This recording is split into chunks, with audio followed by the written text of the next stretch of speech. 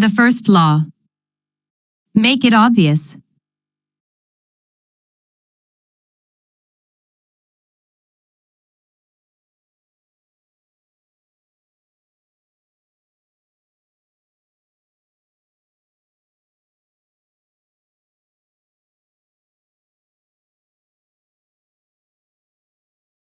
Four. The man who didn't look right. The psychologist Gary Klein once told me a story about a woman who attended a family gathering. She had spent years working as a paramedic and, upon arriving at the event, took one look at her father-in-law and got very concerned. "I don't like the way you look," she said. Her father-in-law, who was feeling perfectly fine, jokingly replied, "Well, I don't like your looks either." "No," she insisted. "You need to go to the hospital now." A few hours later, the man was undergoing life-saving surgery after an examination had revealed that he had a blockage to a major artery and was at immediate risk of a heart attack. Without his daughter-in-law's intuition, he could have died. What did the paramedic see?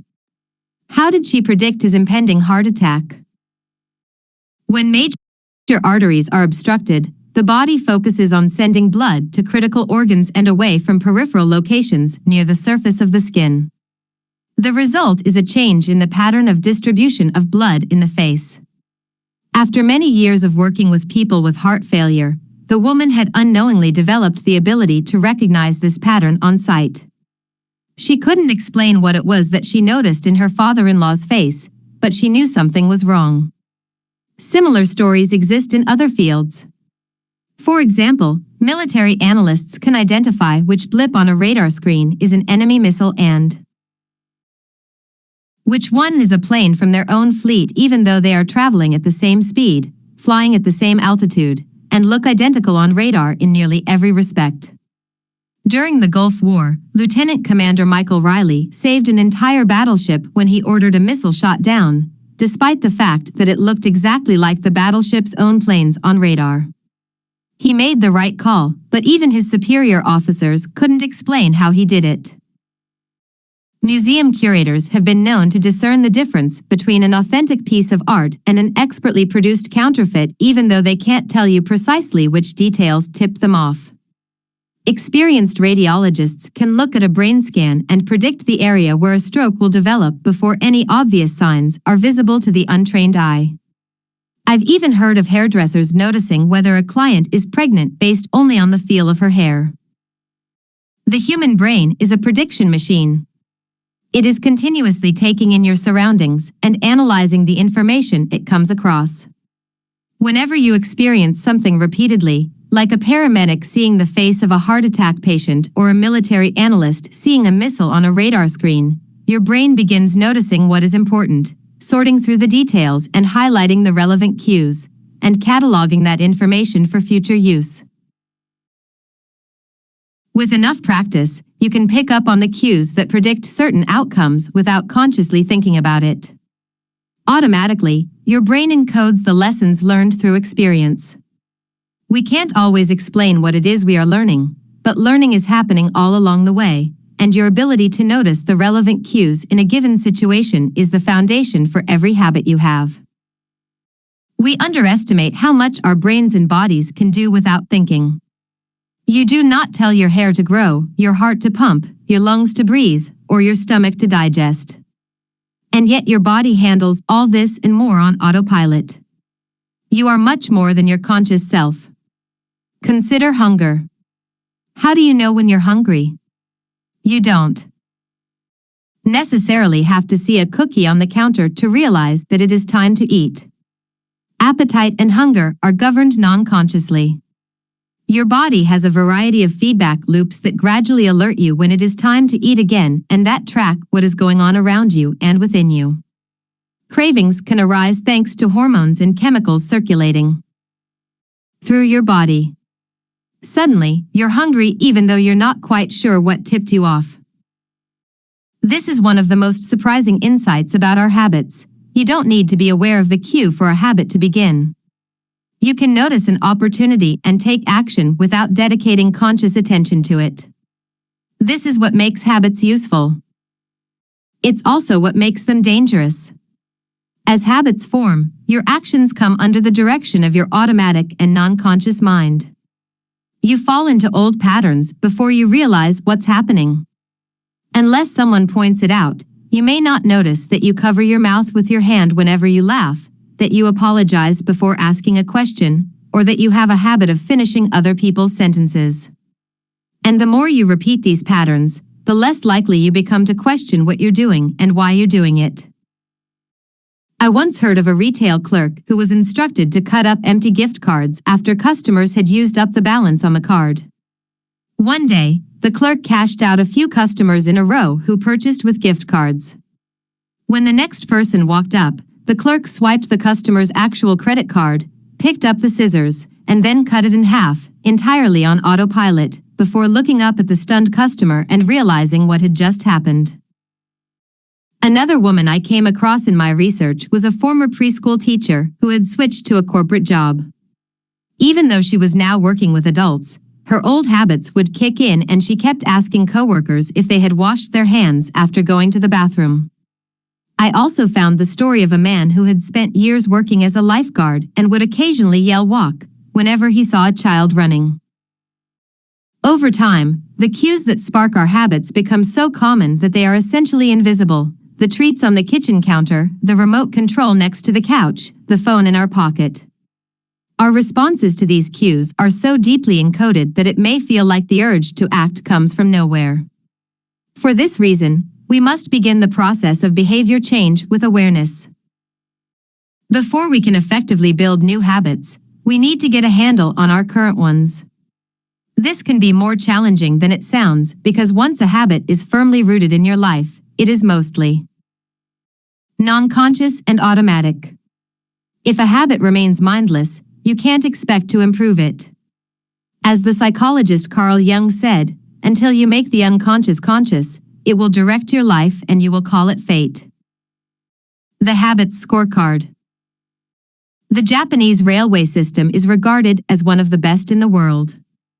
If you ever find yourself riding a train in Tokyo, you'll notice that the conductors have a peculiar habit. As each operator runs the train, they proceed through a ritual of pointing at different objects and calling out commands.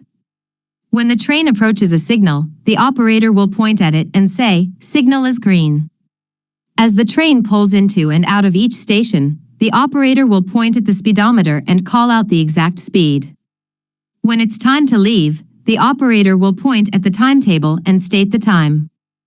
Out on the platform, other employees are performing similar actions. Before each train departs, staff members will point along the edge of the platform and declare, "All clear." Every detail is identified, pointed at, and named aloud, asterisk. This process, known as pointing and calling, is a safety system designed to reduce mistakes. It seems silly, but it works incredibly well. Pointing and calling reduces errors by up to 85% and cuts accidents by 30%.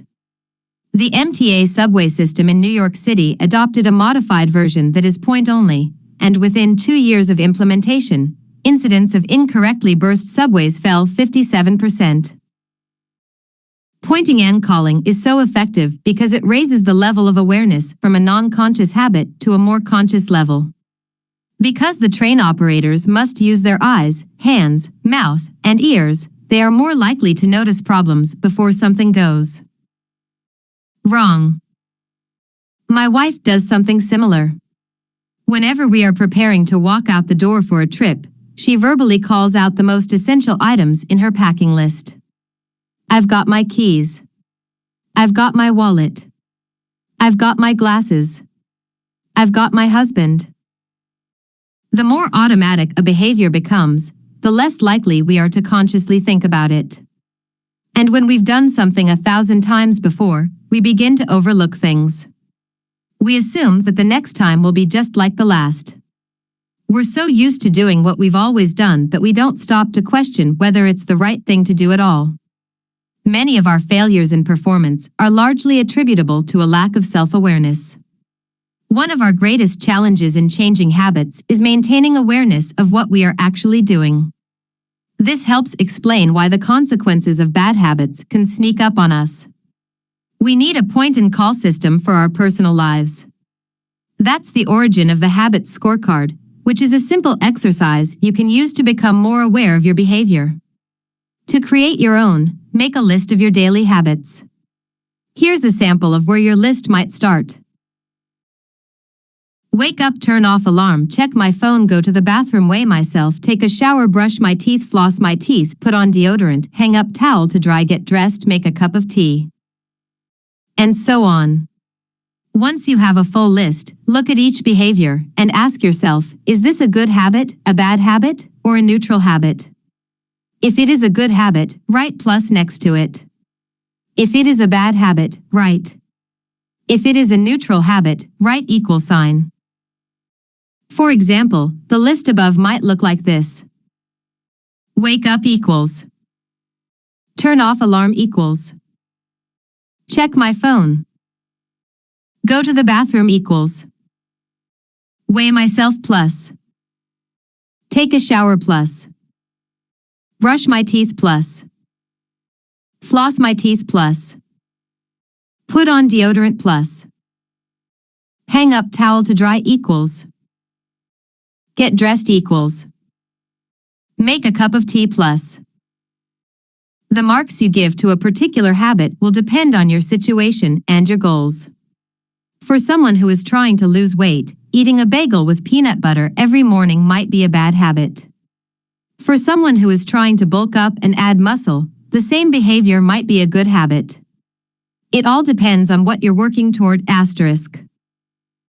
Scoring your habits can be a bit more complex for another reason as well. The labels good habit and bad habit are slightly inaccurate. There are no good habits or bad habits. There are only effective habits. That is, effective at solving problems. All habits serve you in some way, even the bad ones, which is why you repeat them. For this exercise, categorize your habits by how they will benefit you in the long run. Generally speaking, good habits will have net positive outcomes. Bad habits have net negative outcomes. Smoking a cigarette may reduce stress right now, that's how it's serving you, but it's not a healthy long-term behavior. If you're still having trouble determining how to rate a particular habit, here is a question I like to use. Does this behavior help me become the type of person I wish to be? Does this habit cast a vote for or against my desired identity? Habits that reinforce your desired identity are usually good. Habits that conflict with your desired identity are usually bad. As you create your habits scorecard, there is no need to change anything at first. The goal is to simply notice what is actually going on. Observe your thoughts and actions without judgment or internal criticism. Don't blame yourself for your faults. Don't praise yourself for your successes. If you eat a chocolate bar every morning, acknowledge it, almost as if you were watching someone else. Oh, how interesting that they would do such a thing. If you binge eat, simply notice that you are eating more calories than you should. If you waste time online, notice that you are spending your life in a way that you do not want to. The first step to changing bad habits is to be on the lookout for them. If you feel like you need extra help, then you can try pointing and calling in your own life. Say out loud the action that you are thinking of taking and what the outcome will be. If you want to cut back on your junk food habit but notice yourself grabbing another cookie, say out loud, I'm about to eat this cookie, but I don't need it. Eating it will cause me to gain weight and hurt my health. Hearing your bad habits spoken aloud makes the consequences seem more real. It adds weight to the action rather than letting yourself mindlessly slip into an old routine. This approach is useful even if you're simply trying to remember a task on your to-do list.